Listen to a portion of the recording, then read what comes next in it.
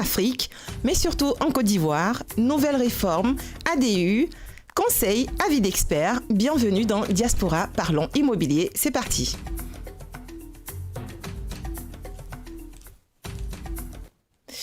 Bonjour à tous, bienvenue dans votre émission immobilier destinée à la diaspora. Et aujourd'hui, nous sommes en Côte d'Ivoire avec bien évidemment une thématique juridique. L'immobilier ne peut pas être sécurisé, bien évidemment, sans des experts dans le juridique. Et aujourd'hui, nous sommes avec Maître Marcel Djogbenou. Bonjour Maître.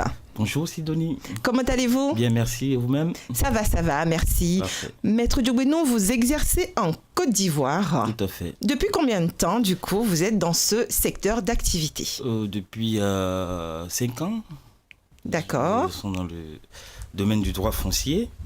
Alors, je suis, comme vous le dites, je dirige le cabinet Juriste Consult, qui est un cabinet juridique d'affaires en Côte d'Ivoire, notamment à Grand-Bassam, et un autre bureau à Beaunois. Et nous sommes spécialisés dans le droit foncier et nous avons décidé de faire de notre cheval de bataille la délinquance foncière, surtout à l'égard de la diaspora de l'Europe. Et depuis 2 ans, nous faisons des parcours itinérants à la rencontre des associations de la diaspora pour faire de la prévention, pour informer, pour surtout sensibiliser sur les règles d'acquisition de biens immobiliers en Côte d'Ivoire. Donc voilà. D'accord. Alors là, vous employez un mot qui est très fort. Vous parlez de délinquance foncière. Comment est-ce que vous le décrivez? Parce que moi, personnellement, et surtout nous, les personnes de la diaspora, nous sommes d'accord avec ce mot, qui est quand même fort. Et c'est surtout intéressant de l'entendre de la part d'un spécialiste pour la diaspora. Pourquoi vous utilisez ce mot délinquance foncière? Tout à fait. La délinquance foncière, c'est l'ensemble des manœuvres qu'un tiers, une personne peut utiliser en vue de détourner des ressources d'une personne qui est en train d'investir dans le foncier. Et aujourd'hui, on constate que le foncier est un secteur qui génère beaucoup de ressources. Exactement. Et donc, des personnes indélicates, bien parées, bien habillées, et qui donnent l'impression des personnes de bonne moralité, essaient de placer des appâts, par exemple sur des projets de lotissement en cours, par exemple, ils demandent des préfinancements. Et bon, pour des personnes qui ne sont pas avisées, qui ne se font pas accompagner, et ils se font prendre au piège et ils remettent leur argent et 2 ans, 3 ans et même plus, ils n'arrivent pas à rentrer en possession de leur terrain. Et donc, nous, à travers notamment des règles juridiques. Oui, on va en parler tout à l'heure, bien sûr. Et de sécuriser leur investissement. C'est justement pour ça qu'en amont, il faut prendre l'avis d'un expert, un spécialiste en droit foncier, avant de s'y engager. Voilà. D'accord. Merci de votre intervention parce que oui, encore une fois, c'est ce que la diaspora vit. Mais tout de suite, là, vous avez parlé encore une fois d'une réglementation immobilière. Parce qu'on est d'accord que la diaspora surtout pense qu'elle peut investir elle-même. Donc, ça veut dire qu'elle n'est pas, encore une fois, au fait des différentes réglementations immobilières qui existent. Donc là, aujourd'hui, vous nous rassurez, encore une fois, qu'on a bien des lois, des réglementations que nos pays ont.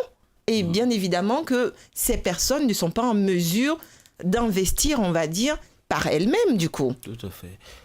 Oui, effectivement, le décret sur l'ADU, l'attestation de droits d'usage, est un ouf de soulagement pour les investisseurs. Qu'est-ce que c'est du coup? Parce que là, vous entamez un terme à vous, mais c'est bien de rappeler à nos téléspectateurs. Justement, qu'est-ce que c'est cet ADU du coup? L'ADU, c'est l'attestation de droit d'usage. D'accord. C'est une réforme du ministère de la Construction, de l'État de Côte d'Ivoire notamment, qui vise à uniformiser les attestations villageoises sur les lotissements approuvés au sein du territoire national. Auparavant, plusieurs chefferies avaient leur logo, avaient leur format d'impression d'attestation villageoise, avaient leurs différents prix. Chacun avait leur cachet. Ah oui. Et donc, il n'y avait pas une méthode spécifique. Une uniformisation, voilà, du coup, sur un document. Pour authentifier, du moins, l'attestation qu'un acquéreur puisse brandir, parce que l'État, le ministère en question n'avait pas la main là-dessus. Aujourd'hui, cette attestation est uniformisée, il y a un spécimen. Super. Et il y a un code un QR code qui est déjà centralisé dans une base de données au niveau du ministère. D'accord. Et donc, toutes les attestations à partir de janvier 2025, ou les attestations qui seront produites sur les nouveaux lotissements en cette année depuis juillet 2024. D'accord, donc du coup, il y a quelques mois là, du coup, que cette réforme a été votée. Elle est entrée en vigueur en juillet 2024, justement. Voilà. Et donc, tout est centralisé dans une base de données. Donc, l'État a le contrôle sur ces attestations. Donc, je pense que c'est vraiment un ouf de soulagement pour les acquéreurs et les investisseurs dans le domaine foncier. Mais n'en demeure pas moins que les acquéreurs doivent s'assurer de vérifier. Parce que souvent, Exactement. quand on leur propose à des prix intéressants, ils ne prennent pas la peine de faire le préalable. Dites moins cher, hein, parce que voilà, c'est un moins peu ça cher, leur, tout à fait. leur Voilà. mot. Moins cher, tout à fait. Et donc, ils ne prennent pas la peine de vérifier, de voir des personnes avisées, etc. Et puis, bon, voilà, ils se font prendre au piège des escrocs. D'accord. Une autre question là, quels sont les principaux risques auxquels sont liés la plupart des investisseurs? En plus, là, on en a parlé tout à l'heure, vous l'avez dit. Vous, en ce moment, vous êtes en tournée, on va dire, européenne. Oui. Quels sont les pays, du coup, un exemple de 2 pays là que vous avez nous étions la semaine dernière à Genève. D'accord. Et nous avons écouté des associations là-bas. Et qu'est-ce qu'elles vous disent, du coup, ces personnes? Bon, très souvent, elles viennent au moment où tout est gâté, comme on le dit chez nous. C'est ça. Elles attrapent la tête. Ben, écoutez, j'ai acheté une villa, j'ai versé la totalité. Jusqu'à présent, j'ai pas ma villa. Et au fond, on me dit qu'il y a un litige sur l'ensemble de la promotion, Oui. etc. Je dis, ben, est-ce qu'au préalable, vous êtes fait accompagner par un spécialiste? Exactement. Est-ce que les titres de propriété de cette villa vous ont été produits? Est-ce que vous ont montré au moins le titre foncier sur lequel le projet est en cours, ou l'ACD? Mais non, ils disent que non, ben, écoute, on a vu que les maisons sortent des terres, donc on s'est dit que ils sont en train de construire, etc. Mais non, y a pas que Donc ça. il fallait rapidement réserver parce qu'on a trouvé le prix intéressant. Je dis, mais non. Un bâtiment, il s'adosse sur des titres de propriété. Exactement. Voilà, donc si ces éléments ne sont pas réunis, il faut vous méfier. Et pareil pour les terrains nus. Des gens qui investissent dans les lotissements en cours d'approbation, à des villes prix de 3 millions, ils estiment que c'est des prix intéressants. Ils ne prennent pas la peine de vérifier le préalable. Est-ce que la demande d'approbation est déposée? Est-ce que l'ACD global dont ils disent, est-ce que l'ACD global est déposé? À Qu'est-ce quel que ça niveau? veut dire ACD? Parce qu'on a des personnes, encore une on fois, va qui ne sont pas on va ivoiriennes. revenir sur ces notions, mais Ok. je veux déjà l'aborder. C'est l'arrêté de concession définitive. D'accord. Et c'est le dernier titre de propriété en Côte d'Ivoire. Donc, pour des personnes, pour des Européens ou des personnes qui vivent ici dans la diaspora, l'ACD, c'est le titre de propriété. C'est vraiment le dernier document Tout à fait. qui est donné pour être propriétaire d'un foncier. Effectivement. Oui. Donc, quand vous êtes détenteur de ce sésame, de l'arrêté de concession définitive, on peut dire que vous êtes propriétaire d'un bien immobilier en Côte d'Ivoire. Merci. Et c'est toute une procédure pour l'obtenir. Et souvent, il y a des demandes, il y a des acquéreurs qui acquièrent des lots sur des lotissements approuvés, bien entendu, qui initient la demande, mais qui ne confient pas le suivi à des spécialistes. Et cela fait que ça peut durer 2-3 ans. Parce qu'il y a eu un incident en cours de procédure, ou peut-être que le bornage contradictoire n'a pas été fait, Maître, ou là, la je vais vous transcription a arrêter parce été que là, bien faite, oui, je suis etc. désolée, oui, Mais bon, alors on va- là, ça tombe bien parce que là, du coup, on va entamer, on va dire, la deuxième partie du coup de ce contexte et l'introduction du coup de cette thématique. On va plutôt parler tout de suite là des documents et des procédures. Parce que c'est vrai, ceux qui nous suivent sont là, ils sont connectés. On vous en remercie encore une fois d'être assez nombreux de suivre cette émission-là. Aujourd'hui, pour quelqu'un de la diaspora qui veut investir en Côte d'Ivoire dans le foncier, maître, quels sont les documents indispensables, je dis bien indispensables, pour ces personnes, pour pouvoir en tout cas, ne serait-ce qu'un minima, sécuriser dès le début leur achat? Tout à fait.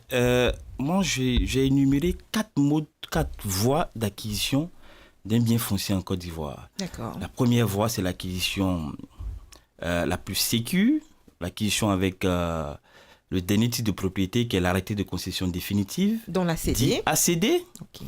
Ou l'acquisition avec un certificat de mutation de propriété foncière, dit CMPF. Et donc, les deux documents confèrent la pleine propriété d'un bien foncier en Côte d'Ivoire. D'accord. Et donc, la première des choses, si un vendeur vous propose son bien, c'est de lui demander, vous avez quel type de propriété? Soit c'est l'ACD ou le CMPF, D'accord. qui est le premier cas de figure, la première voie d'acquisition, la plus formelle, la plus sécure. La plus sécurisée. Et la transaction, dans ce cas de figure, se fait obligatoirement devant le notaire, qui est le spécialiste de la rédaction des actes authentiques. D'accord. C'est uniquement le notaire qui peut faire des transactions quand le vendeur est détenteur d'un ACD, tel que je viens de le dire, l'arrêté de concession définitive, ou d'un CMPF, qui est le certificat de mutation de propriété foncière. Et Quelle est la différence entre les deux? Je vais faire rapidement la nuance entre les deux. L'ACD, quand un cédant vend son bien qui, à la base, il est détenteur d'un ACD, la mutation de ce type de propriété vers l'acquéreur, ça génère le certificat de mutation de propriété foncière. Ça ne génère pas un nouvel ACD? Pas un nouvel ACD. D'accord. Et le CMPF est signé par le conservateur de la ville ou de la zone où le bien se trouve. D'accord. Ah ben c'est important, surtout pour les gens de la diaspora. Voilà, mais c'est aussi l'ACD, hein? Ça n'a moins de valeur que l'ACD. Le CMPF, tant le CMPF, tant l'ACD, c'est les derniers titres de propriété en Côte d'Ivoire. D'accord, donc c'est pas voilà, un ACD qui... je résume, hein, pour nos téléspectateurs, encore une fois, qui nous suivent. Mm-hmm. Donc quelqu'un qui achète ne serait-ce qu'un bien immobilier avec un ACD, Oui. Ce n'est pas du coup dans la mutation, donc on va dire dans le changement de propriétaire, c'est pas un nouvel ACD qui va Tout lui à être fait. remettre, mais du coup ce fameux document qui est le CP, vous avez Le dit CMPF, le certificat de mutation. CMPF. Ouais. Ce n'est pas un nouvel ACD. Non, c'est... Très bien, merci. Voilà. Ok, ensuite. Ensuite, ça c'est la première voie, soit par ACD ou CMPF. La deuxième voie d'acquisition, c'est avec une attestation villageoise, mais sur un lotissement approuvé. Et donc, quand le lotissement est approuvé, je suis dans l'ancien système, hein, quand le lotissement est approuvé, la chefferie villageoise ou le comité foncier délivre des attestations villageoises et à la base, il y a des guides. Et au niveau du village ou du comité foncier, et il y a des guides au niveau de la construction et à la direction départementale. Et donc, celui qui achète le lot a la possibilité de faire un état domanial pour vérifier si effectivement ce lot est dans le plan qui est approuvé. Donc, ça Voilà. veut Et dire- donc, oui. il fait un état domanial au niveau D'accord. de la construction du secteur où se situe le lot. Donc ça veut dire qu'il a la possibilité effectivement de vérifier le lot qu'on lui propose. Tout à fait. C'est ça? Tout à D'accord. fait. Et donc, Ok. le service, le secteur de la construction dans la zone va attester par un état domanial D'accord. que ce bien est effectivement dans l'approbation régulièrement approuvée et que la superficie dont le vendeur fait montre est effectivement cette superficie. D'accord. Et à partir de ce moment, il peut requérir les services d'un huissier pour faire la transcription de son nom et au niveau de la chefferie D'accord. et du ministère de la Construction, le secteur dans lequel il se trouve, D'accord. La zone et au géographique. alors, niveau on de va la direction départementale. D'accord. Et ça, c'est la seconde voie d'acquisition d'un bien immobilier en Côte d'Ivoire. La troisième voie, c'est l'acquisition sur des lotissements non approuvés, ce qui est courant, ce qui est de vogue en Côte d'Ivoire parce que aujourd'hui, très peu de banques accompagnent les projets immobiliers Ouais, c'est dommage. dans le cadre de l'aménagement foncier des gros sites.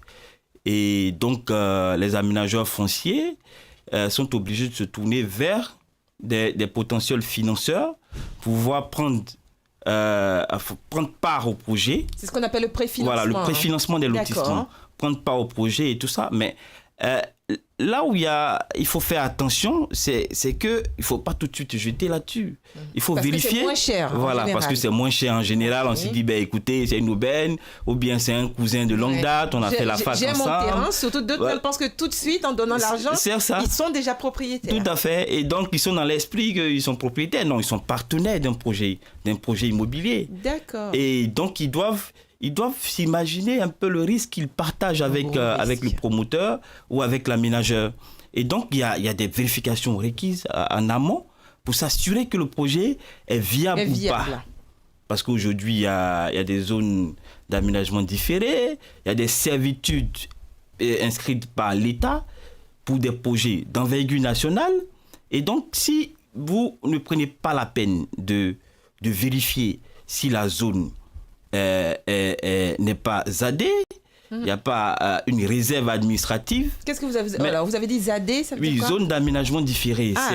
C'est une expression technique qui veut dire qu'il y a une emprise étatique sur cette zone pour des projets d'intérêt national, tels que des routes, tels que des autoroutes, tels que nos routes de train, etc. Parce qu'il faut dire que la Côte d'Ivoire est en chantier, il y a plein de routes qui sont initiées et tout ça.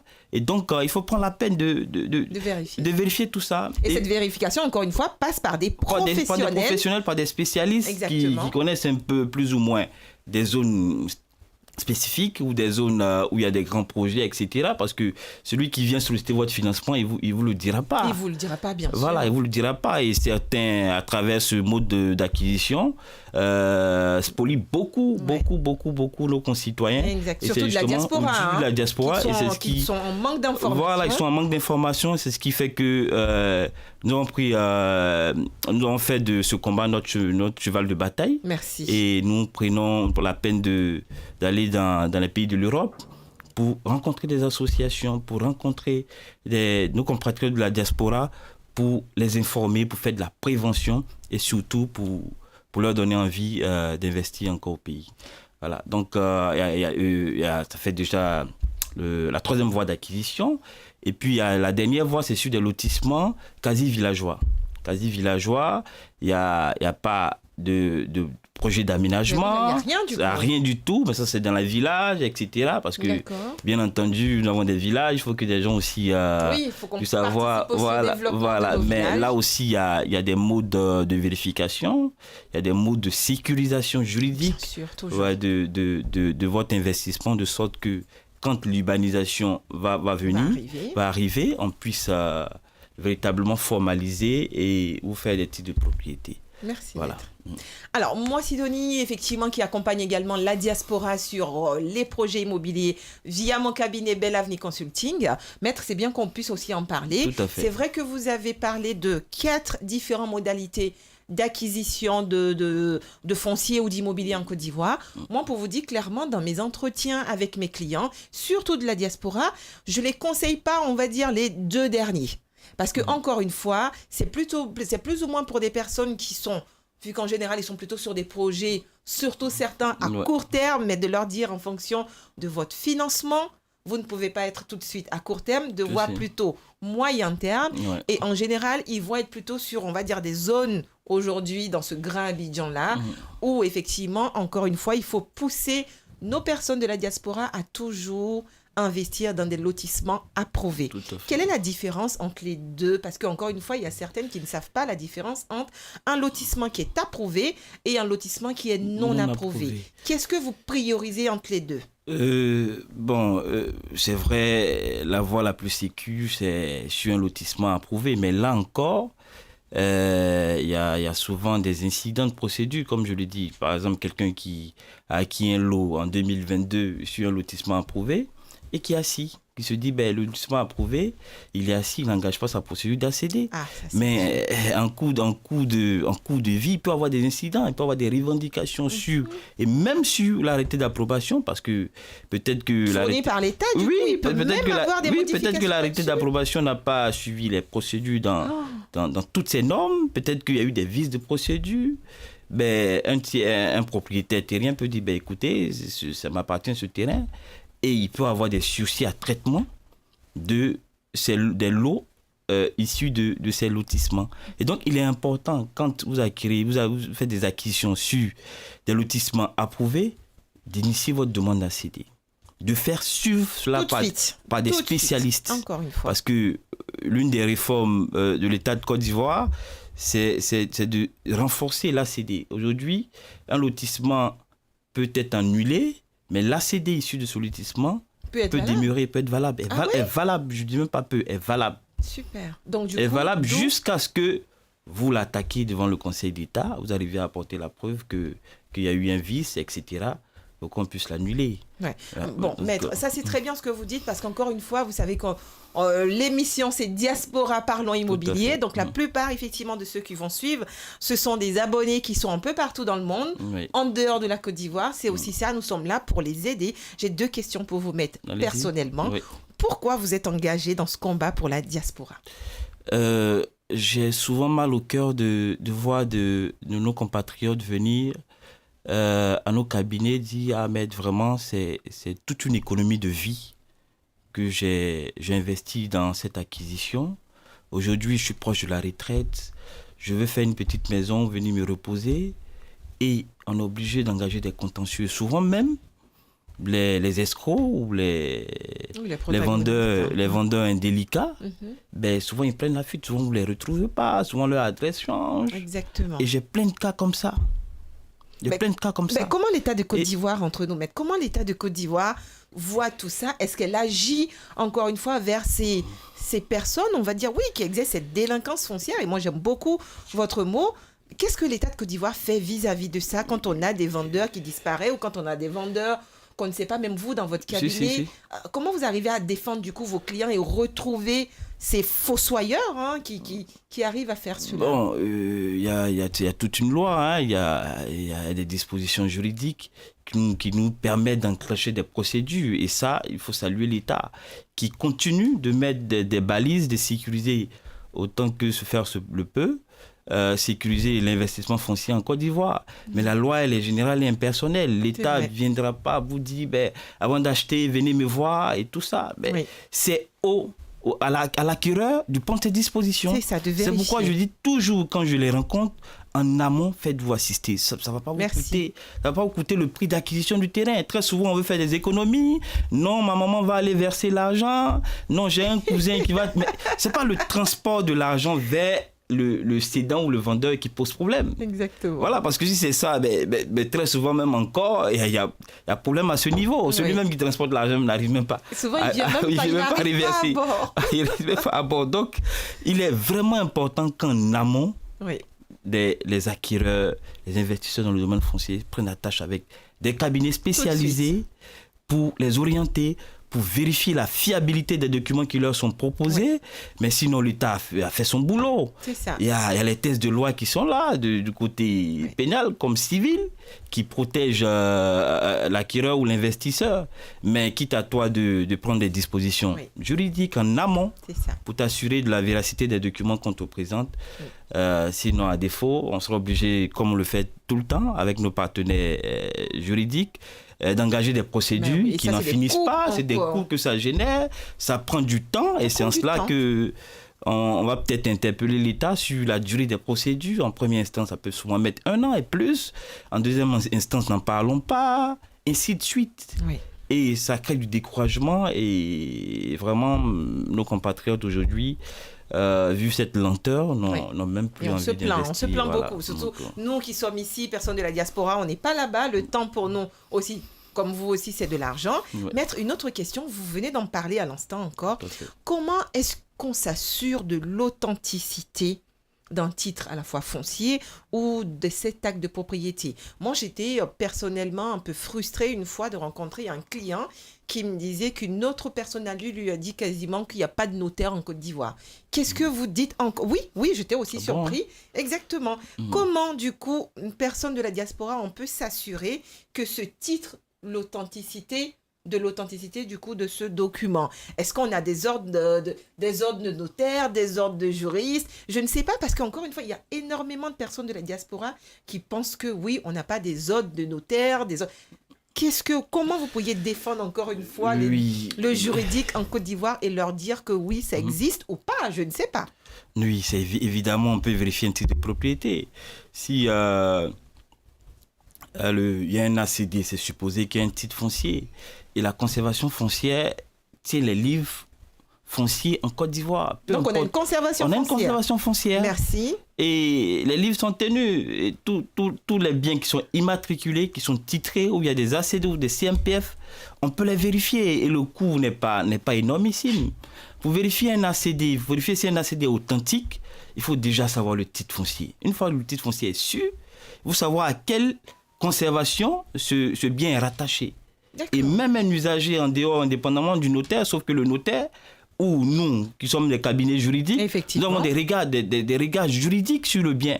Donc des appréciations beaucoup plus juridiques. Nous avons, en dehors des vérifications administratives et juridiques, c'est-à-dire aller auprès de la conservation foncière, lever ce qu'on appelle un état foncier. D'accord. Et un état foncier, et puis il y a l'historique de l'état foncier. L'état foncier, c'est de voir si le titre foncier, il est réel, est-ce qu'il est dans la base de données. Il existe réellement. Il existe réellement dans la base de données de la conservation foncière.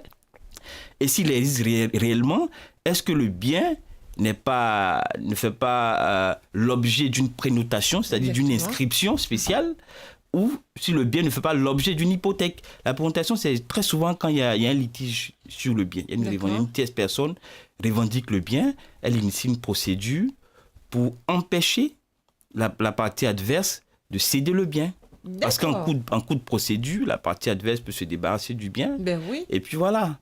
Et donc, cette présentation est à titre conservatoire pour sécuriser le bien, pour faire en sorte que le bien ne bouge pas, amovible. Et pendant ce temps, la procédure suit son cours et à la fin, si la personne a raison, elle va annuler le titre et se faire immatriculer à nouveau, ou inversement, si le détenteur du titre est en bon droit, la présentation sera levée. Ça, c'est un cas de figure. Le second cas de figure, c'est le cas des hypothèques. On a aussi des hypothèques. Des hypothèques, voilà. Parce D'accord. que c'est un titre de propriété. La valeur immobilière en Côte d'Ivoire, elle grimpe. Donc, avec ce titre de propriété, vous pouvez lever des fonds dans des banques, pour des projets immobiliers ou pour d'autres objets. Voilà, justement. Et donc, quand l'inscription est faite, quand l'hypothèque est faite, bon, souvent, il y a des personnes qui veulent se dérober, c'est dans le bien, mais c'est inscrit.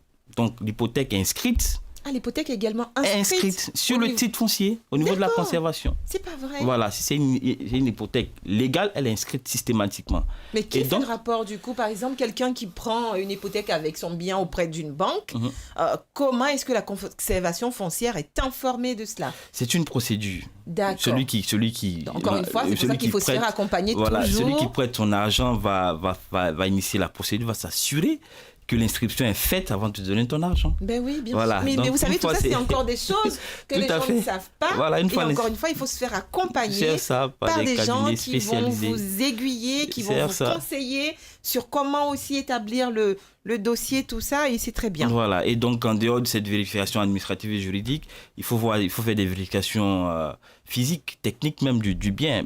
On est allé vérifier par exemple un bien à la conservation foncière, le bien est clean, du point de vue administratif et juridique. Juridique, oui. Mais du point de vue terrain, le bien peut être occupé par un tiers, par exemple. Et comment on gère ça, du coup? C'est pourquoi il ne faut pas se limiter parce qu'il y a des personnes, comme elles savent qu'on peut faire un état foncier à 3 000 francs, elles se limitent à vérifier, à faire les vérifications administratives et juridiques du bien, au niveau de la conservation, et puis elles se limitent à cela. Non. Il faut voir la situation du bien. Exactement. Le bien que le vendeur te présente, est-ce que sa situation est conforme de façon physique sur le terrain? Et ça, c'est un autre point de vérification. Ça, c'est pour les spécialistes, c'est pour les aviser. Exactement. On ne va pas tout leur dire non plus. Il est vraiment nécessaire. Il est vraiment nécessaire de se faire assister, de se faire accompagner. Merci, maître. Pour sécuriser, je dirais, l'investissement de la diaspora. Merci maître. Donc afin de préparer, permettre à la régie du coup de préparer notre page pub, un petit résumé encore une fois, maître, c'est toujours de dire aux personnes de la diaspora de vraiment se faire accompagner en amont, comme vous avez dit, contacter en tout cas le cabinet Jurisconsult qui a un peu comme nous, qui travaillons vraiment sur cette émission, de vraiment vous accompagner en amont de vos projets. Voilà, donc nous allons avoir notre page pub et nous vous disons à tout de suite. Votre famille est en Afrique? Pour envoyer de l'argent de l'Europe vers l'Afrique, c'est immédiat. Et oui, en quelques secondes, c'est arrivé. Pour envoyer de l'argent, c'est simple. Une application mobile, 1000 boutiques en France, 500 000 boutiques en Afrique, sécurisé. L'argent est bel et bien sûr d'arriver. C'est ça, Orange Money Europe. Résidence Agnelle, vos vacances à Sainte-Anne, en Guadeloupe, la mer bleu azur, le soleil, la plage. Ce lieu magique est idéalement situé à proximité des plus belles plages. Pour votre confort, salon, salle à manger, terrasse et 3 chambres climatisées. Infos et réservations au 07 86 72 85 84. 07 86 72 85 84. Par mail, contact résidenceagnelle@gmail.com. La Côte d'Ivoire vous intéresse? Vous souhaitez investir dans l'immobilier en Côte d'Ivoire, mais vous ne connaissez pas très bien le pays, les différents acteurs qui exercent et même la législation? Ça tombe bien. Je suis Sidonie Nguessan, la fondatrice de Belle Avenue Consulting, qui est un cabinet de conseil en investissement immobilier sur la Côte d'Ivoire et nous sommes basés à Paris et à Abidjan. Nous accompagnons des personnes comme vous qui souhaitent investir dans l'immobilier en Côte d'Ivoire. Si tel est votre cas, n'hésitez pas à nous contacter. À très vite. Ma mère a Alzheimer, je suis à ses côtés. Pour continuer à l'aider, je dois aussi me faire aider. Apporter du soutien à l'aidant familial, c'est l'accompagner à toutes les étapes de la maladie et lui offrir une écoute attentive et des conseils personnalisés. Formation des aidants, entretiens individuels, groupes de parole, prévention de l'épuisement, bénéficiez des actions proposées par France Alzheimer et maladies apparentées partout en France. Informez-vous auprès des 101 associations départementales ou sur francealzheimer.org. France Alzheimer, ne restez pas seul. Il est temps de sonner l'alarme. Les maladies respiratoires font chaque année plus de victimes. 3e cause de mortalité en France, près de 50 000 décès dus à la pollution de l'air et au moins 20 000 causés par la BPCO. Afin de sauver des vies, il est urgent d'investir dans la recherche et la prévention. Parce que si la recherche s'essouffle, alors elle aussi. Pour redonner du souffle et de l'espoir à celles et ceux qui souffrent, mobilisez-vous. Ensemble, agissons pour la santé respiratoire de tous. Faites un don à la Fondation du Souffle. Nous revoilà sur le plateau de Diaspora Parlant Immobilier. Donc un petit résumé sur la première partie de l'émission. Nous avons avec maître Marcel Diogbenou qui exerce en Côte d'Ivoire, plus précisément Bassam, mais pas que. Effectivement, il travaille sur tout le territoire de la Côte d'Ivoire. Tout à fait. Et nous avons parlé, en introduction et contexte, beaucoup de documents aussi, de procédures, des différents documents.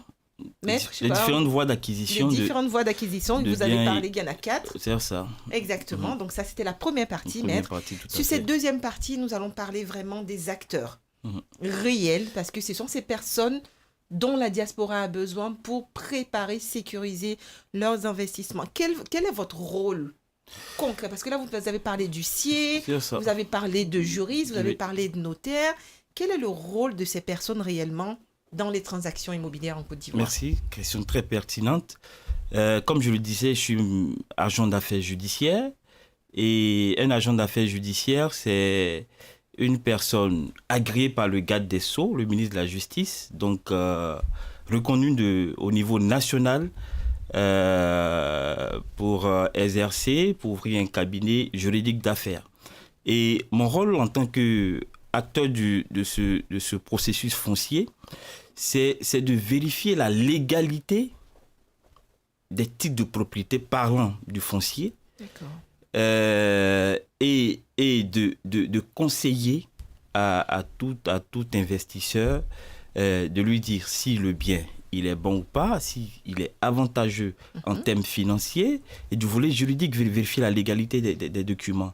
Et donc, l'agent d'affaires, c'est un acteur du processus d'investissement, parlant d'investissement de tous ordres, foncier immobilier, que ce soit dans le domaine commercial, etc.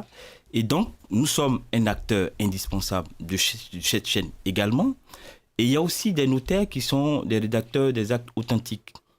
Quand un cédant, un vendeur vient avec un ACD ou un CMPF, j'ai eu à définir ces différentes notions. Bien sûr, sur la première partie. Directement, le spécialiste de cette transaction, c'est le notaire. Mais en amont, le client peut se faire accompagner par un agent d'affaires, par notre cabinet, pour évaluer le bien et lui dire si le prix il va avec le marché ou pas, faire des vérifications en amont, être son interlocuteur, surtout parce que la diaspora est très souvent occupée, vous êtes ici et tout ça, c'est pas évident, les petits congés, etc. Et donc, on peut être votre interlocuteur, on peut être celui qui va suivre de bout en bout le processus qui va finalement aboutir à l'obtention de votre titre de propriété, parce que ce n'est pas évident pour les autres acteurs, parce que nous, c'est notre cœur de métier. Et il y a aussi les commissaires de justice qui autrefois étaient appelés des huissiers de justice. D'accord, c'est plus des huissiers de justice, vous nous dites, mais c'est ça, commissaires de justice. Avec le nouveau décret, ils sont appelés désormais des commissaires de justice. Et leur rôle, c'est de faire des compulsoires, de vérifier dans le guide s'il n'y a pas le nom d'un tiers à la place d'un autre, de faire la transcription du nom, des identités du nouvel acquéreur dans le guide et du village et le guide du ministère, que ce soit pour l'ancien et le nouveau système parlant d'ADU, c'est pareil, c'est les acteurs, c'est des spécialistes de la transcription. Et ça, c'est le rôle qui leur sont dévolus. Donc, eux, ils transcrivent le nom des acquéreurs dans le guide, ils dénoncent au niveau du ministère, etc. Et puis, il y a les conseils fonciers, les conseils juridiques fonciers, il y a les promoteurs immobiliers, il y a les aménageurs fonciers qui font des aménagements. Il y a tout un écosystème autour qui font chacun leur bonhomme de chemin. Maître, excusez-moi, moi je veux vraiment qu'on appuie on va dire une information concernant les commissaires de justice. Ouais. On est d'accord aujourd'hui que ce sont les seuls qui sont habilités à modifier dans les guides villageois. Pourquoi je vous dis ça? Parce qu'encore une fois, il y a certaines personnes de la diaspora qui pensent que oui, quand ils achètent des terrains, il faut aller chez le chef du village et modifier. Est-ce que le chef du village a ce droit de modifier dans le guide du village? Non. Ou est-ce qui fait la modification réelle, juridique dans le guide villageois? Ça, c'est le rôle dévolu au commissaire de justice. Ça peut être sous le regard ou sous l'impulsion d'un cabinet juridique d'affaires qui a peut-être le dossier. Ça peut être sur l'instruction ou l'impulsion d'un cabinet de notaire, d'une étude de notaire. Ça peut être sur l'orientation d'un avocat qui a son client. Oui, mais le spécialiste de la transcription, c'est le commissaire de justice. Donc, celui qui transcrit, qui prend sa plume, qui met son nom dans le guide, c'est le commissaire de justice. C'est son boulot. D'accord. Un exemple. Supposons qu'une personne de la diaspora qui est à Abidjan, Côte d'Ivoire, ou dans un pays, je ne sais pas, une ville, Katiola par exemple, qui rencontre un villageois qui veut vendre un de ses terrains, que les deux se soulèvent, entre guillemets, le terme ivoirien, que les deux se dirigent vers le chef du village et que l'acquéreur donne de l'argent au vendeur devant le chef du village et que le chef du village, en exemple, se permet de prendre le stylo, écrit dans le livre. Donc, cette vente n'est pas légale. Bon, il faut d'abord se demander s'il s'agit d'un lotissement approuvé ou pas. Si le lotissement n'est pas approuvé, ils peuvent le faire à sa manière parce que le lotissement n'est pas approuvé. Il n'y a aucune règle juridique qui balise ce lotissement. Les lotissements qui sont approuvés par l'État de Côte d'Ivoire, c'est l'huissier de justice qui transcrit le nom dans le guide du village, qui fait une compulsion, qui prend des photos, qui prépare un PV, et qui dénonce au ministère pour dire effectivement que le nom est transcrit et qu'il va falloir conformer le guide du village au guide du ministère, de sorte que la demande ACD puisse être initiée. Ben oui, parce que c'est un lotissement qui est approuvé par l'État de Côte d'Ivoire. Donc encore une fois, pour toute modification, il faut encore une fois que ça soit un professionnel, de ce que j'ai compris, agréé, parce qu'on va encore parler, ça je rebondis sur ma deuxième question, maître. Ouais. Comment, encore une fois, on peut identifier ces personnes-là? Parce que, encore une fois, il y a d'autres qui pensent qu'on n'a pas d'ordre national de notaire, et je sais aussi, on a des professionnels de l'immobilier en Côte d'Ivoire qui exercent sans agrément. Comment on peut vérifier ça? Est-ce que quand quelqu'un se pose devant nous, est-ce qu'on demande donnez-nous votre numéro d'agrément qu'on aille vérifier? Comment la diaspora peut voir cela, vérifier ces professionnels? Il faut d'abord l'identifier à travers son cabinet. D'accord. Voilà, il ne peut pas dire qu'il est un professionnel, un acteur juridique du foncier et ne pas avoir une étude, un cabinet où on peut le trouver. Donc, quand tu rentres dans le cabinet, tu vas voir son immatriculation. Tu peux taper au niveau sur Google ou sur n'importe quel moteur de recherche, tu vas pouvoir le référencer, le trouver. Mais il y a des indices quand même qui nous permettent de pouvoir identifier l'authenticité ou la véracité de l'acteur juridique qui intervient, que ce soit un notaire, que ce soit un commissaire de justice. Il y a des numéros d'agrément que souvent ils mettent au fronton de leur cabinet. Donc ils doivent l'afficher, c'est ça. Ils ont des enseignes, exactement. Numéro, ils ne doivent pas le cacher. C'est ça, ils doivent afficher ces numéros. Et après, vous aussi pouvez regarder sur Internet pour voir si effectivement... Parce qu'il y a plein de commis, il y a plein d'intermédiaires, je veux dire. Mais c'est ce que vous savez, quelqu'un va créer sa société, il va prendre son cabinet, il va mettre là. Je veux dire, en dehors même de les rencontrer et partir sur Abidjan, c'est très bien, vous l'avez dit. Nous, personnes de la diaspora, on n'a pas le temps. Ouais. Ils savent très bien qu'on est là pour une courte période. Donc, qui sait, ils vont nous prendre ne serait-ce qu'un coworking ou un lieu de location. Voilà. Ils vont nous recevoir, mais on sait très bien que le mois d'après ou l'année d'après, quand on va venir, ils ne vont pas exister. Donc, encore une fois, je pose encore cette question-là. Est-ce qu'on a des ordres nationaux qu'on peut aller vers eux, revérifier si telle personne est là ou pas? Donc ça existe. Oui, bien sûr. Il y a alors des avocats, il y a des agents d'affaires, les chambres des agents d'affaires judiciaires. On a des chambres. Oui, il y a des chambres, il y a des ordres. C'est bien de dire aux gens de la diaspora. Donc, vous pouvez aller immédiatement vers ces chambres pour vérifier s'ils sont effectivement immatriculés, s'ils sont référencés dans les livres de l'ordre ou de la chambre. D'accord, maître. Voilà. Une autre question, maître, plutôt vraiment pour encore la diaspora. À quoi est-ce que vous répondez quand certains, même si moi j'ai la réponse, on a effectivement des arnaqueurs, il faut le dire, qui disent à certaines personnes de la diaspora qui ne sont pas ivoiriens, ça c'est une question qui me revient beaucoup, en me disant, mais Sidonie, je ne suis pas ivoirienne, est-ce que j'ai droit d'investir en Côte d'Ivoire? Est-ce que j'ai droit d'acheter un terrain en Côte d'Ivoire, vu que je n'ai pas la nationalité ivoirienne? Qu'est-ce que vous répondez à cela? C'est une destination qui peut plaire à tout le monde. Nous sommes dans la mondialisation. Tu peux avoir... Est-ce que l'État de Côte d'Ivoire autorise pourquoi pas, un Sénégalais avec son titre, avec sa carte d'identité sénégalaise, un Français? Ça, c'est quelque chose qui ressort beaucoup dans la diaspora.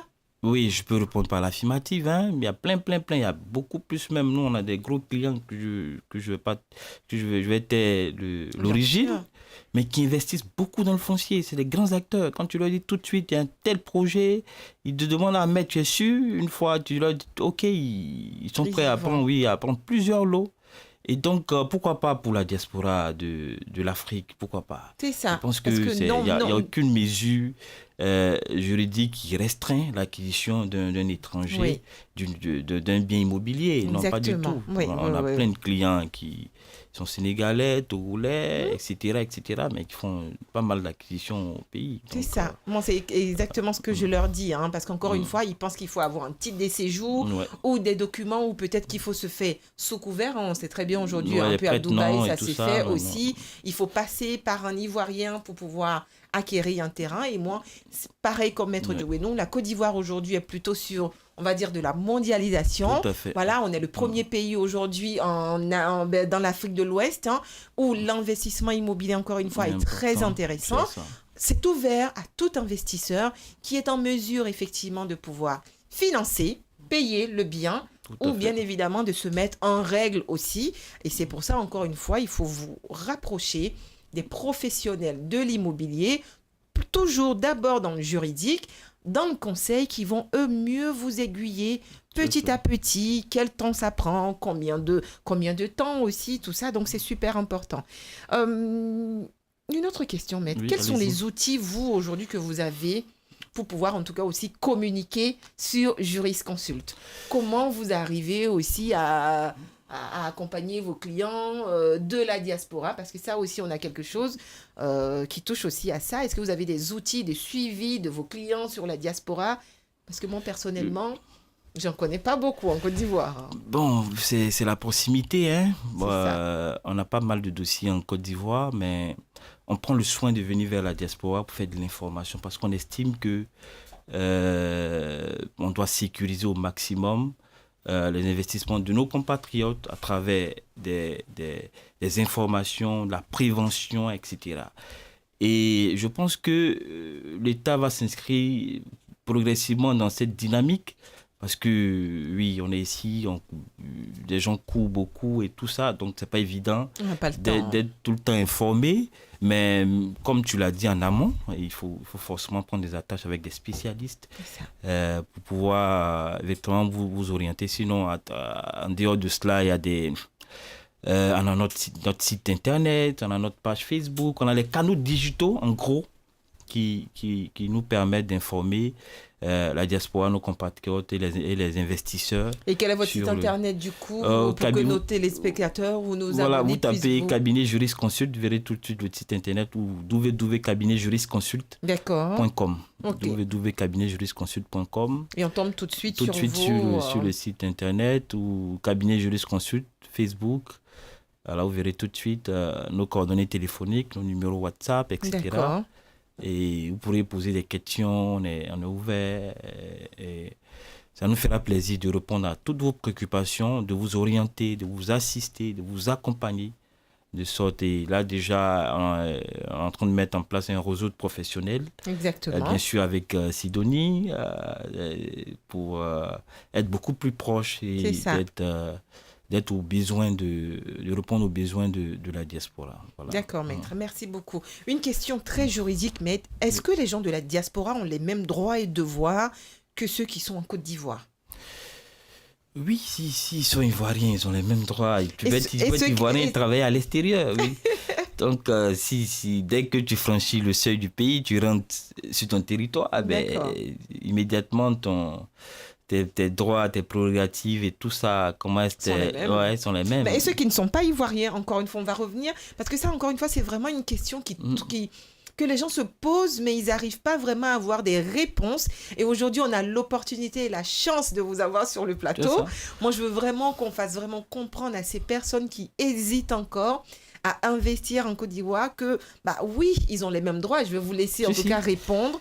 Oui, à bon, cela. même la Constitution le dit, l'État garantit à tous la sécurité des biens immobiliers. C'est D'accord. pas parce que tu es étranger ou tu es d'une autre nationalité que lorsque un Ivoirien t'arnaque, ben, l'État fera clémence à l'Ivoirien qui t'a arnaqué D'accord. en défaveur de l'étranger qui a fait son investissement. Non, c'est tout le contraire. Parce qu'il y a l'image du pays. Et donc, l'État tient à son image. Et c'est justement pour ça qu'il y a des réformes visant à renforcer la sécurité des investissements fonciers en Côte d'Ivoire.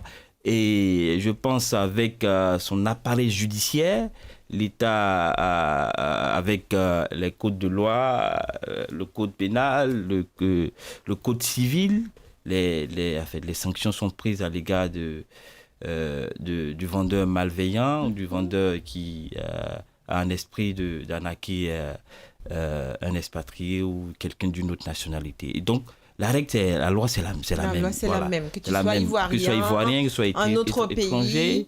ben, la protection juridique, c'est à l'égard de tous. La protection juridique à l'égard de tous, mais bien surtout. évidemment, se fait accompagner avec un cabinet. Voilà, on a beaucoup plus de poids, on va Tout à dire, fait, tout à pour fait. pouvoir faire face à l'autre partie. Voilà. Ok. Parlons de gestion. Ça va être gestion des litiges, qui est vraiment une de vos spécialités, fait. maître. Que faire en cas de litige? Aujourd'hui, on a encore une fois ces personnes qui nous suivent, qui sont, j'en suis sûre, nombreux à avoir des problèmes litigieux dans le foncier, maître. Comment est-ce qu'ils doivent s'y prendre? Est-ce que vous avez un process? Bien évidemment qu'il ne faut pas qu'on passe par vous. Oui. Mais aujourd'hui, qu'est-ce que vous pourriez leur dire? La caméra est vraiment... Ils sont en face de vous. Quel message vous pouvez vraiment leur dire? C'est le même conseil. En amont, il faut se faire assister. Parce que quand on prend le dossier depuis le début, on a le temps de se prémunir, de prendre des dispositions juridiques. Il y a des actes qui sont rédigés, il y a des actes de commissaire de justice qui sont faits, il y a des PV de constat qui sont faits. De sorte que s'il arrive qu'en cours de procédure, il y a un pépin, on puisse brandir tous ces actes qui feront foi et qui vont constituer une protection juridique pour vous. Mais quand vous allez tout seul et qu'il y a des formalités qui sont biaisées, et qu'on est obligé, souvent même, on ne peut même pas les rattraper, on est obligé de faire avec les moyens que vous nous présentez. Oui.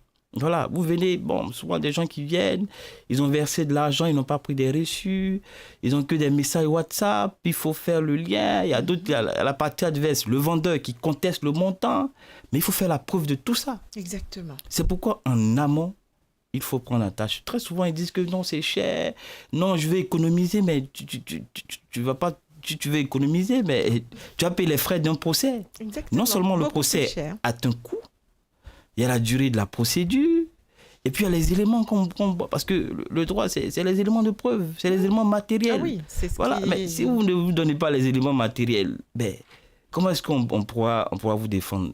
Et donc, nous avons autour de nous des professionnels dans tous les domaines, parce que c'est toute une chaîne, et avec qui on travaille, on donne des orientations, on prend le temps de préparer la documentation depuis le début, parce qu'il n'y a pas de risque zéro en toutes les matières, que ce soit dans le droit foncier, dans le foncier, que ce soit dans l'investissement commercial, et dans tout investissement général, il n'y a pas de risque zéro. Donc, quand tu t'y prends dès le début avec un conseil, il prend le temps de tout préparer et de préparer toute la documentation, tous les documents juridiques, de sorte que quand il y a un procès, déjà même quand on voit que tu es accompagné, mais ça crée une crainte. Oui, ça crée S'il y avait des idées malveillantes, à l'égard de... Ouais, elle est dissipe tout de suite. Vrai, parce que vous êtes accompagné. Mais quand vous le faites tout de suite, chacun a son métier, disons. Merci, vous n'êtes pas spécialiste de... Merci, maître. Alors, une actualité. Nous sommes à quelques minutes, effectivement, de la fin de l'émission. Toute chose a une fin. Dans quelques minutes, nous allons mettre fin à l'émission.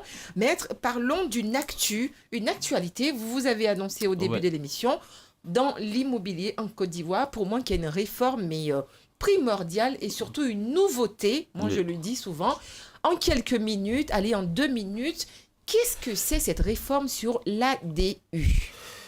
L'ADU, déjà, c'est l'attestation de droit d'usage, qui est une réforme initiée par l'État de Côte d'Ivoire, qui vise à uniformiser et à centraliser la mise sur le territoire national d'une attestation unique. Et donc, c'est vrai, tous les chefs des différentes localités vont continuer à signer, mais le lieu d'impression ou de la mise en circulation de ces attestations, c'est le ministère de la Construction qui génère toutes ces attestations. Alors, ça veut dire qu'il n'y aura plus d'attestation villageoise de tout. Chacun n'aura plus son attestation villageoise, c'est ça ? Exactement. Ça veut dire que depuis le juillet 2024, les chefs pour les nouveaux lotissements, il faut que je précise, pour les anciens lotissements, c'est en fin décembre, 31 décembre 2024, que ces attestations continuent à courir. Et donc, je profite pour lancer un message pour des personnes qui sont détentrices de diverses attestations sur des lotissements approuvés. Je voudrais les sensibiliser. Il reste quasiment 1 mois à faire leur dépôt, leur demande d'ACD auprès du ministère de la Construction. Ou sinon de vous contacter aussi. Voilà, de nous contacter pour qu'on puisse préparer votre dossier et déposer votre demande d'ACD, de sorte que vous ne puissiez pas faire les frais des nouvelles, en fait, de la nouvelle réforme, parce que s'il y a une nouvelle attestation, forcément ça va générer des frais. Exactement. Et ça sera des frais doubles que vous aurez à payer puisque vous avez déjà une attestation. Donc je vous exhorte à faire le dépôt de vos demandes d'ACD avant le 31 décembre. Sinon, vous serez frappé par la nouvelle réforme. Et l'impression de la nouvelle attestation, on ne sait pas que ça sera dans l'immédiat ou pas. Ça va générer sans doute des frais supplémentaires, tout ça. Donc, il faut faire le dépôt de votre ACD le plus tôt possible, avant le 31 décembre, bien sûr. Et revenant à cette réforme vise à limiter les pléthores d'attestations qu'on voyait. Enfin. Voilà. Parce que tel qui signe, les signatures ont les falsifiées, les cachets sont falsifiables. Et ça a été l'objet de plein de contentieux qui bondent les tribunaux aujourd'hui, mais qui est freiné par cette nouvelle réforme parce que l'État a tout un système, tout un fichier, tout est numérisé, tout est référencié. Quand il y a une vente, c'est l'État qui redélivre une autre attestation, une autre ADU.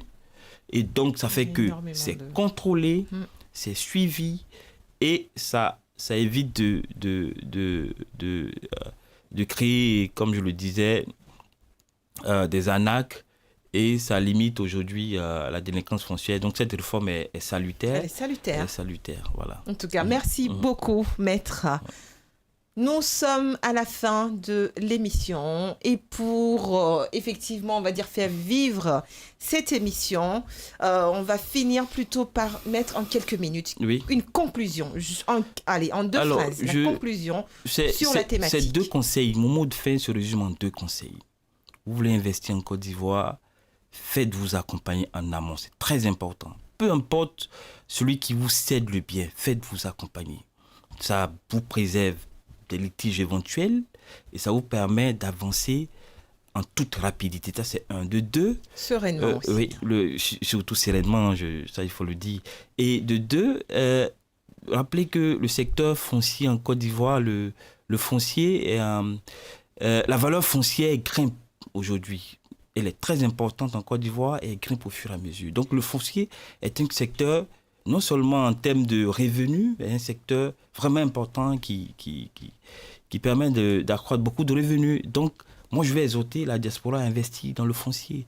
Mais en amont, faites-vous accompagner. C'est mon mot de fin. Merci. Merci beaucoup, maître Marcel Djobeno, que vous pouvez effectivement contacter sur les différentes plateformes aujourd'hui. Un service juridique en Côte d'Ivoire est toujours mieux pour vous faire accompagner dans vos projets immobiliers en Côte d'Ivoire. On va remercier tous nos partenaires qui nous accompagnent parce que si cette émission est encore une fois un succès, c'est grâce à eux. Notre sponsor officiel Orange Money Europe, la première plateforme de transfert d'argent mobile, Mobile Money, en Afrique. Donc, bien évidemment, je vais parler de ce produit. Vous, tout simplement, téléchargez une application et via cette application, en quelques minutes, vous créez un compte et en quelques secondes, l'argent est transféré dans les plus de 23 pays avec lesquels Orange Money travaille aujourd'hui.